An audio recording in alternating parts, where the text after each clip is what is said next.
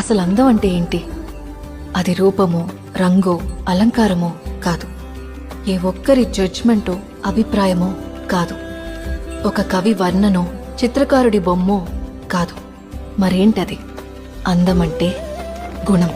అమ్మాయి నయుండి చెప్తున్నా, I don't want people to call me beautiful. దాని బదులు నీది కష్టపడే తత్వం, నీలో కరుణ ఉంది, నీకు ధైర్యం ఎక్కువ, నువ్వు తెలివైన దానివంటే నాకు సంతోషం. Address us by our qualities. MS Subbalakshmi అంటే భక్తి, అందం కాదు. మదర్ తెరెసా అంటే కరుణ, అందం కాదు. ఐన్ ర్యాండ్ అంటే తత్వం, అందం కాదు. సరస్వతి అంటే విద్య, దుర్గా అంటే ధైర్యం, గౌరీ అంటే తపస్సు, లక్ష్మి అంటే శుభం. ఇలా ఏ దేవతనైనా ఆమె క్వాలిటీస్ కోసమే పూజిస్తారు, ఆమె అందం కోసం కాదు. నీ గుణాలే నీ సంతకమవుతాయి, నీ అందం కాదు.